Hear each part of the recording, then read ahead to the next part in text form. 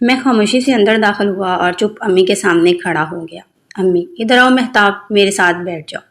دیکھو بیٹا کتنا غلط کام کر رہے تھے، اس سے تیرے جسم پر کتنے برے اثرات پڑ سکتے ہیں، تمہیں اندازہ بھی ہے؟ سوری امی، دوبارہ نہیں کروں گا۔ امی سوری کے بچے، اور میرا کان کھینچا، وعدہ کرو کہ دوبارہ نہیں کرو گے۔ ٹھیک ہے امی، دوبارہ نہیں کروں گا۔ اوکے بیٹا، جاؤ سو جاؤ۔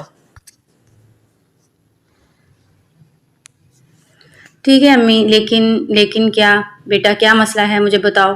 اب میں نے دل میں فیصلہ کیا تھا کہ جو میں نے دیکھا تھا سب امی کو بتاؤں۔ امی آپ میرا اتنا خیال نہیں کرتی جتنا آپ نے باجی نادیہ کا رکھا ہے۔ بیٹا میں سمجھی نہیں، کیا کہنا چاہتے ہو، کھل کر بتاؤ۔ میں نے ہمت بڑھائی۔ امی 20 دن پہلے والی رات کو میں نے سب دیکھ لیا تھا جو آپ تینوں کر رہے تھے۔ یہ بات کرتے ہی امی کا رنگ پیلا ہو گیا اور امی کی حالت بالکل خراب ہو گئی۔ امی کی حالت دیکھ کر میں ڈر گیا کہ ایسا نہ ہو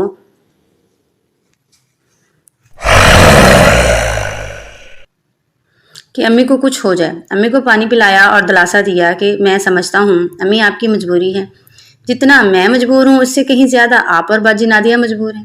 باجی نادیہ کی باتیں بھی میں نے سنی ہیں کہ وہ کتنی مجبور ہیں۔ امی آپ فکر نہ کریں، یہ میرا اور آپ کا راز رہے گا۔ باجی نادیہ کو بھی پتہ نہیں چلے گا کہ مجھے سب کچھ پتہ ہے، اور نہ ہی حیدر کو پتہ چلے گا۔ بس آپ انجوائے کرتی رہا کرو۔ میری یہ باتیں سن کر امی کافی ریلیکس ہو گئی۔ امی نے نظریں جھکائی تھیں۔ سوری بیٹا، لیکن تیرا بابا 3-4 سال بعد گھر آتا ہے بیٹا۔ بہت برداشت کرنے کی کوشش کی لیکن نہیں ہوا مجھ سے۔ میں ہنس دیا۔ ویسے امی ایک اور بات ہے۔ امی کیا، کون سی بات؟ امی مجھے یقین نہیں ہو رہا حیدر کتنا چھوٹا ہے اور کتنا بڑا ہے۔ آج تک میں نے موویز میں بھی نہیں دیکھا۔ امی ہنس کر میرا کان کھینچ کر، چل شیطان کہیں کا، اپنی ماں کے ساتھ کوئی اس طرح کی باتیں کرتا ہے۔ امی میں اور آپ ہمیشہ دوستوں کی طرح رہے ہیں تو ہم بات بھی کھل کر کریں گے نا۔ اب امی مکمل میرے ساتھ کلوز ہو گئی۔ ہاں بیٹا، آپ کو تو میں نے دودھ میں گولی کھلائی تھی، اس کو تم نے ضائع کیا تھا۔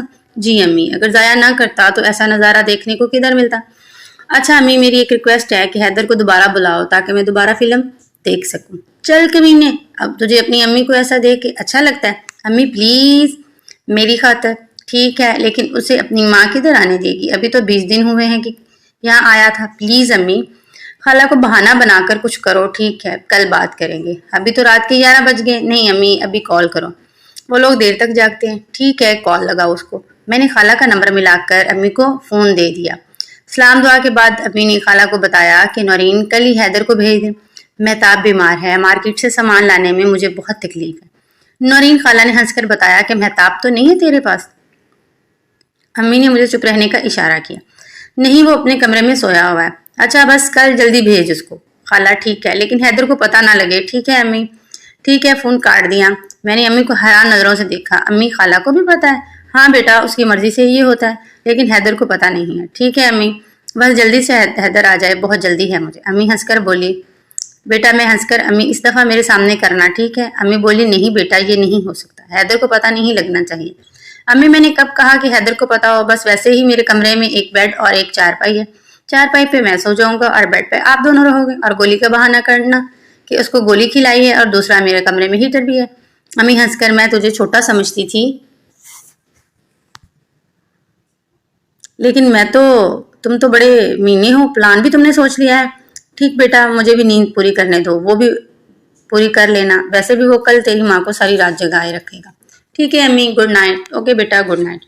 صبح ناشتہ کیا تو حیدر کی کال آ گئی۔ مہتاب، ممی کہہ رہی تھی کہ آپ بیمار ہو۔ ہاں یار، جلدی آ جانا۔ ٹھیک ہے، میں نکل گیا ہوں، پنڈی آ رہا ہوں۔ امی کو خوشخبری سنائی۔ بیٹا حیدر کے سامنے ناٹک کرنا، اسے پتہ نہیں لگنا چاہیے۔ ٹھیک ہے امی، ایسا ہی ہوگا۔ امی جی بیٹا، نورین آنٹی بھی بہت چالو ہے نا بیٹا، وہ میری چھوٹی بہن ہے، میرے لیے وہ سب کچھ کرتی ہے، مجھ سے بہت پیار کرتی ہے۔ امی وہ بہت خوبصورت ہے نا۔ امی ہنس کر، کیا کرنا ہے اس کے ساتھ، کیا ارادے ہیں جناب کے؟ امی کیوں نہیں، اگر آپ چاہو گی تو۔ چل بدماش کہیں کے، پلیز امی۔ ٹھیک ہے، کرتی ہوں کچھ۔ بیٹا تو اپنی ماں کے لیے اتنا کچھ سب کچھ کرتا ہے تو کیا میں اپنے بیٹے سے اپنی بہن کو نہیں ملوا سکتی؟ یہ سنتے ہی امی کو گلے لگایا۔ آئی لو یو امی۔ ٹھیک ہے بیٹا، جاؤ مارکیٹ سے سبزی اور گوشت لے کر آنا اپنے دوست کے لیے۔ ٹھیک ہے امی۔ ظہر کا ٹائم ہو گیا، امی بھی غضب کی تیار ہوئی تھی اور حیدر بھی آ گیا۔ امی نے اسے گلے لگایا، میں نے بھی سلام دعا کی۔ امی نے حیدر کو ایک سمائل دی کہ بیٹا میں چائے بنا کر لاتی ہوں۔ حیدر نے بتایا، خالہ جان میں تھوڑا آرام کرنا چاہتا ہوں، سفر کی وجہ سے تھکا ہوا ہوں۔ امی مسکرا کر بولی، ٹھیک ہے بیٹا، میرے کمرے میں سو جاؤ۔ حیدر امی کے کمرے میں سو گیا اور امی کھانا بنانے چلے گئی۔ شام کو میں نے حیدر کو جگایا اور ہم باہر گھومنے چلے گئے۔ शाम के बाद हम वापस आए, खाना खा लिया। खाने के बाद अम्मी ने बताया, चलो महताब बेटा दूध पी लो किचन में। मैं उठकर बाहर चला गया। कुछ देर बाद वापस आ गया। अम्मी मुझे नींद आ रही है। प्लानिंग के मुताबिक ठीक है बेटा, आप चारपाई पे सो जाओ, हैदर बेड पर सो जाएगा। ठीक है अम्मी। मैं चारपाई पे सोने की नाटक करता रहा। कुछ देर बाद एक दो खराटे भी ले लिए। अम्मी हैदर को यही लगता रहा कि मैं सो रहा हूँ, लेकिन मैं तो इसी इंतजार में था कि कब ये फिल्म स्टार्ट होती है। कुछ देर के बाद अम्मी और हैदर बातें करना शुरू हो गए, और फिर आहिस्ता आहिस्ता से अम्मी सोफे से उठकर हैदर के पास बेड पर लेट गई और बोली, तू हैदर बेटा और सुना, क्या हाल है तेरे आजकल? तो अपनी खाला को जैसे भूल ही गया है, कोई और मिल गई है क्या? बेटा नहीं खाला, बस क्या करूं, अम्मी कहीं जाने ही नहीं देती और रोज रोज कौन सा बहाना बनाऊं, वरना दिल तो मेरा भी बहुत करता है, लेकिन क्या करूं, मजबूर हूं। आप बताओ कैसी हो? इतने दिन मेरे बिना कैसे रह लिया, या फिर दे दी मेरी जगह किसी और को? अरे बेटा, किसी और में इतनी हिम्मत कहाँ, एक तू ही तो हो जिससे मुझे पूरा प्यार मिलता है। इस तरह हर किसी के बस की बात नहीं है बेटा।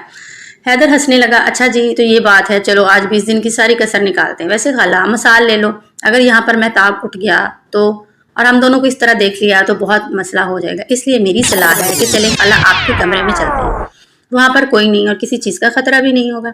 अम्मी बेटा, वैसे भी महताब को मैंने 2 गोलियां दी है, उसे कोई पता नहीं चलेगा, और इस कमरे में हीटर भी है, मेरे कमरे में बहुत ठंड है। ठीक है खाला, जैसे आपकी मर्जी। खाला आपने बाजी नादिया को बुलाया नहीं, अगर वो होती तो वो भी अच्छा था, क्योंकि बेटा अपनी खाला से दिल भर गया है क्या? नहीं नहीं खाला, ऐसी कोई बात नहीं है, आप तो बहुत स्पेशल हैं। वो तो बेटा फिर क्या सोच रहे हो, शुरू करो। अम्मी उठी और दोनों बेड की तरफ चले गए। चलते चलते अम्मी ने मुझे आंख मारी, मैं कंबल से छुपके छुपके देख रहा था। इस तरह मुसलसल 4-5 दिन लगातार, और फिर हैदर चला गया। अम्मी तेरा काम तो होता है, लेकिन मेरा नहीं हुआ, मैंने भी खाला से मिलना है। ठीक है बेटा, इस हफ्ते में हैदर की अम्मी आ रही हैं, वो बिल्कुल मैंने राजी कर ली। अम्मी सच? हाँ बेटा, मैं नादिया का काम कर सकती हूँ तो तेरा क्यों नहीं? लेकिन बेटा वो कहती है कि मैं तैयार हूँ, लेकिन एक शर्त है।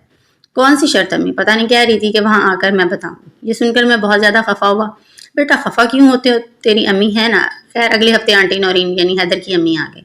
ये बात सोचकर मैं बहुत ज़्यादा शर्मा रहा था। नौरीन आंटी मुझे किन अखियों से देखती रही हैं। फिर अम्मी से बोली, नौरीन आंटी, अरे साइमा बहन, मेरा भांजा तो मुझसे बहुत ज़्यादा शर्मा रहा है, तो फिर इस तरह से कैसे बनेगा काम? और आंटी ने एक जोर का कहका लगाया, जिस पर अम्मी भी हंस पड़ी। रात हुई और मैं बहुत ज़्यादा परेशान था कि किस तरह मैं स्टार्ट लूँगा और कैसे होगा, और फिर वक्त का पता ही न चला। रात 8 बजे के बाद अम्मी और आंटी दोनों अपने कमरे में चली गई।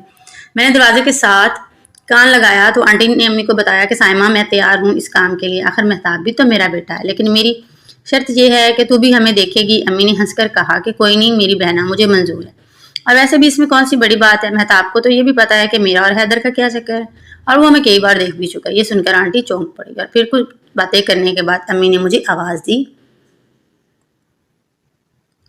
महताब बेटा इधर आ जाओ। मैं हिम्मत करके कमरे में गया तो अम्मी बोली, लो बेटा तेरी खाला तेरे लिए ही तैयार बैठी है।